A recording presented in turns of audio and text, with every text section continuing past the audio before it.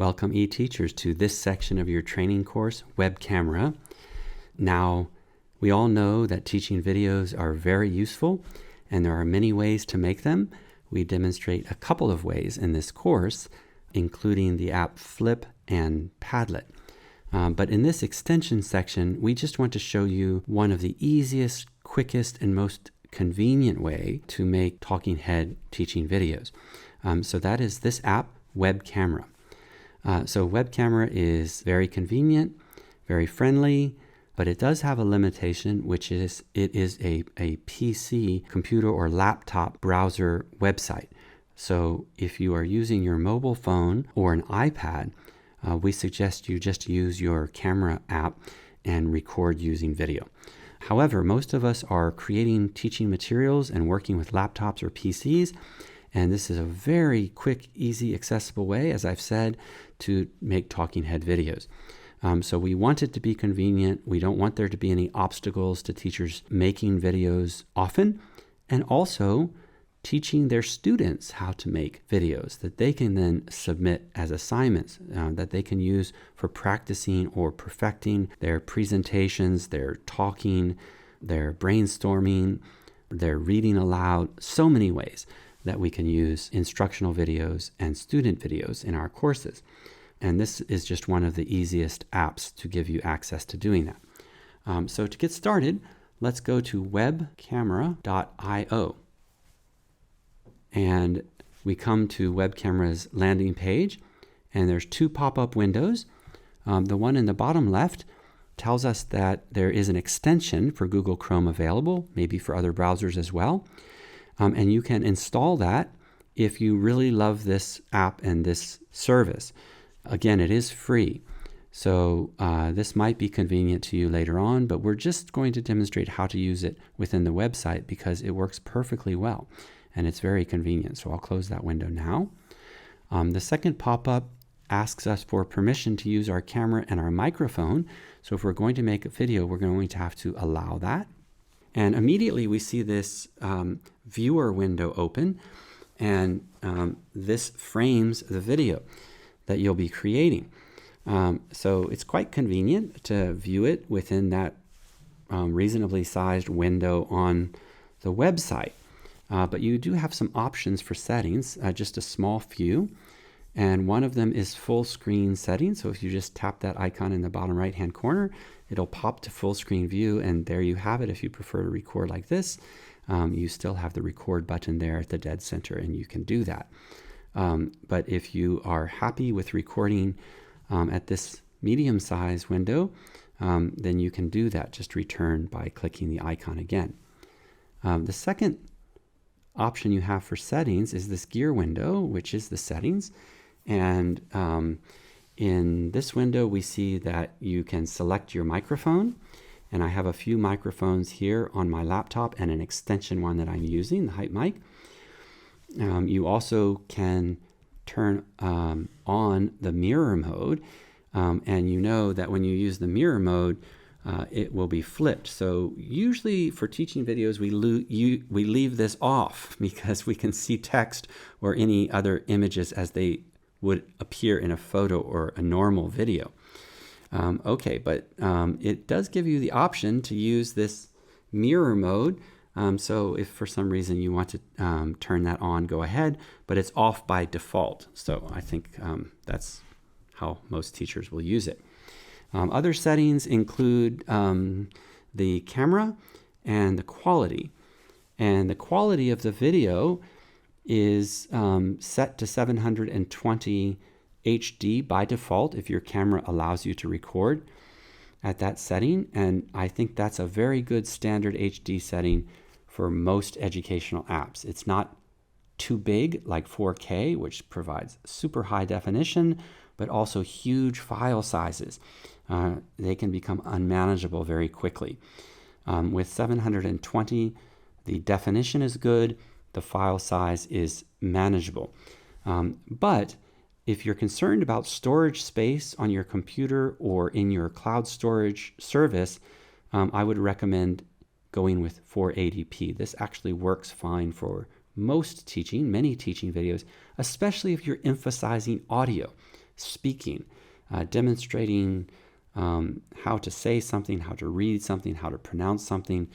Many teaching videos in English emphasize speaking and listening. So that might be just fine, and I think is also very serviceable. So we have a couple of options there in the setting window, which we'll now close. And then another option off to the corner here is if you want to take a screen cap of whatever you're showing in the viewer window there. It might just be yourself, or again, you might be showing the students something and you want to take a quick image just to remind them about the worksheet or the book that they should be reading, to show them some teaching material. So if you want to do that, it couldn't be easier. You just hit the camera icon there and it will freeze the frame. So once you have taken that image, you can delete it if you decide you don't want that one, or you can hit save and it will download it to your computer. So I don't need to keep this one, so I'll turn it off. And let me just remind you of an important security feature of Webcamera is that none of this video or none of the pictures that you take are ever saved by this service. They are only downloaded to your computer if you instruct Webcamera to do so. If you delete it, it's gone for good. It's not stored or kept anywhere, so it's safe to use. Okay, so that is the Webcamera feature. But the reason we're here is to record teaching videos or student videos. And so to do that, all you need to do is hit the red record button in the middle and get started. Notice when I do that, that this timer here at the top will start to roll. And that is a reminder that your maximum video length is 45 minutes. So pay attention to that if you're making a long video, but eTeachers recommends that in almost all cases, short videos are better. So keep it concise, keep it focused, and if you really have to present a lot of information or many examples, it's usually best to do that in segments, shorter segments of 5, 7, 8-minute videos. Even 2 or 3-minute videos work very well with students. So I think it's quite rare that you need to use 45 minutes. But if you, for some unusual reason, need to make a longer video, just make it in 2 segments. But the timer will indicate how long you've gone. There'll also be a white wraparound bar on this record screen, which will show you how much time you have left. Okay, so let me just demonstrate the recording by hitting this here. Hello students, the purpose of this video is to remind you about your speaking assignment, and I'm going to give you a little demonstration of how you might go about doing that in just a moment. But first, remember the strategies we talked about, A, B, C, blah, blah, blah. Okay, so that's just a little demo there, and as I said, you can see the time rolling, and you can see the little white line appearing here, which is starting my countdown to 45 minutes. If you decide that you want to pause in the middle of the video without finishing it, just hit the pause button there. And you'll see the timer has stopped at 38 seconds. And I can regroup or I can collect my materials. And when I'm ready to begin, I can hit pause again to resume the video. So I'll do that now. By the way, don't forget to submit your video to the Google form that I gave you in class yesterday. Very important. Okay, good luck on your assignment.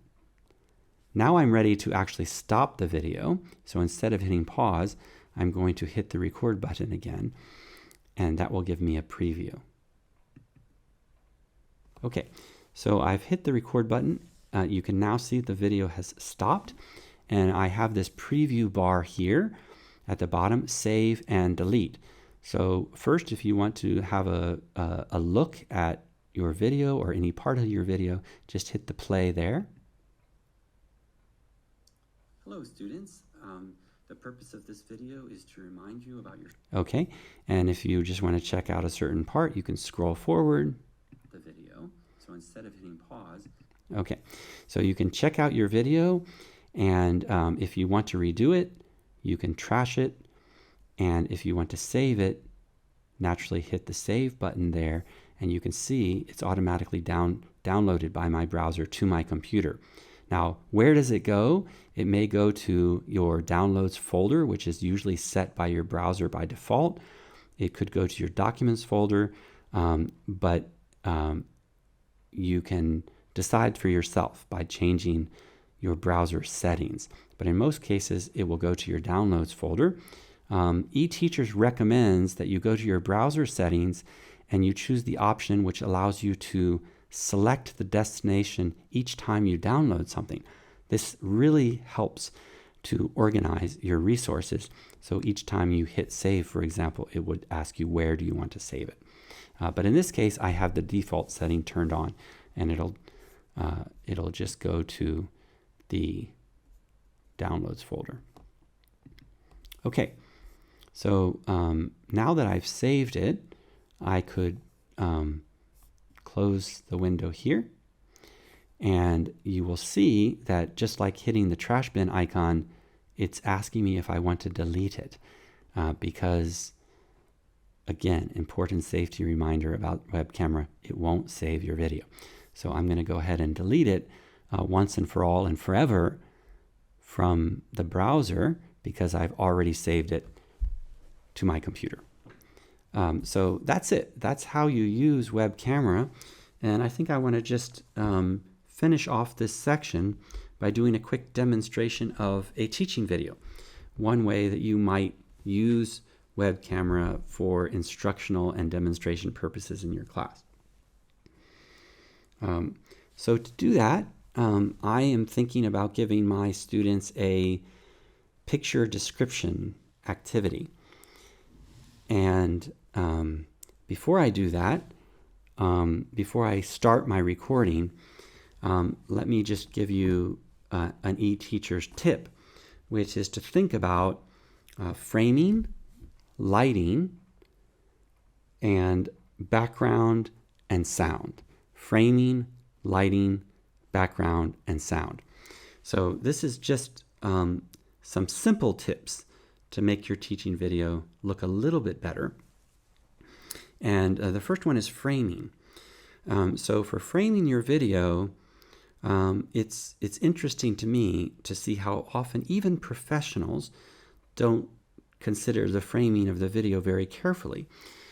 So you'll often see videos which might only show part of the teacher's face or head. Sometimes you see extremes here. You might even see the ceiling. The other extreme is maybe it's just in a little bit too tight and you're just seeing their eyeballs and their torso, or maybe they're leaning in very close. So I think all of these are a bit distracting, and the best framing for a video is head and shoulders. So we say talking head, but we really want to include head and shoulders in most talking head videos. So that's a good framing. And the next one is lighting. You can't always control the lighting as much as you might like, but just think about front or front top. So any lighting coming from the front is going to present better on the video. Top front also works just fine in most cases, unless it's too intense. There might be some kind of heavy shadows. But you want to avoid backlighting, which will usually put your face in a dark shadow, and it looks a little strange or distracting. So again, not always easy to control the lighting, but you can change the position of your laptop. You can sit facing a window instead of with your back to the window. There's some simple ways to really improve the quality of your video very easily. So another one is the background. You see a lot of varieties of backgrounds in videos, but I think keep it simple as possible. Some people like to put something that may be decorative back there, a table with flowers or a bookshelf. It's not really that important, and none of these things should make it more difficult for you to make a teaching video. Just some simple tips to consider how to improve the quality in a very easy and accessible way. So in this room, I have a couple of options of plain walls, and I think this works just fine for a teaching video. And after framing, lighting, background, we want to think about the sound, and of course we can't check the sound by looking as we can with the other points, but we can do a very short few seconds sound check just to make sure that it's recording clearly with the microphone that you have. Okay, once all of those things are set, you're ready to record. So I've already demonstrated how to do that, and now I'll just demonstrate this simple teaching video by hitting record here. Hello students. Now you'll remember we recently talked about your picture description activity, and I am happy to see all of you have chosen very interesting and appropriate pictures for that already. And so now it's time to record your picture description video. I've shown you how to use Webcamera, and I thought I would just do a kind of quick demonstration for you with my own picture here. So I've chosen this picture, and this picture is a very colorful, festive picture of a family. And so let me describe it for you. In this picture, we see a family at home. It looks like they might be at the dining table here, and it appears to be Chinese New Year. And I'm just guessing that from the fruit there, and there's some colorful decorations in the background. The red color is a hint. The boy is wearing a red shirt. So I have a strong feeling this is Chinese New Year holiday, and Dad has decided to take this time to teach his children some traditional Chinese calligraphy, which the children seem to be concentrating on very carefully here, especially the little girl who is holding the calligraphy pen or brush in her hand, and Dad is looking on very approvingly with his universal body language sign for good job. And so he's very pleased with his daughter, even though she's perhaps concentrating too much to notice that at the moment. So this is just a quick, simple picture description for me. I want you to make your own video and submit it to Google Forms as we've discussed, and so that I can give all of you a good job as well. Okay, now I've hit the record button again. Of course, I could have paused at any moment along the way, but I have finished recording. I won't need to preview it. I think it's fine, so I'm going to hit save again. And I will share this with my students in just a moment. So now I'm going to close the screen. I'll allow it to delete because I've already saved it. Okay, so that's just a very simple picture description activity. Of course, there are many other possibilities, many of which we discuss in other sections of the course. And I know as e-teachers, you're going to explore many ways to use teaching videos as well. But last but not least, for this section of our course, let me show you how I follow up that picture description activity so that I can share the video with my students and they can share their videos with me. Okay, so to do that, I'm going to go to Forms. Okay, so I've arrived at Google Forms, and I have earlier saved that video demonstration of the picture description, and I want to share the activity and ask students to submit it on Google Forms. Once my students receive this form, they'll be asked to enter their full name.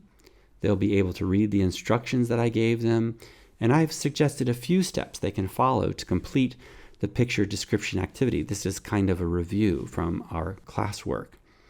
For example, first they need to watch the sample video I just recorded. I uploaded it to YouTube, and then I inserted it into my form so students can watch this video and learn how to describe a picture using the Webcamera platform. So after watching the demonstration video, students will answer a few questions with this checkbox question. This actually serves as a reminder to help students choose an appropriate picture for the activity. which should include setting, people, and action. So if their picture meets all these requirements, they can just go ahead and use that picture for their own video recording, and most likely I've approved it in advance. In addition, I've also provided some guiding questions for the students.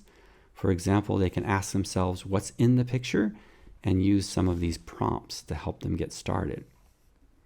There are more guiding questions here, like what's happening in the picture, where in the picture, and how to describe something if it isn't clear.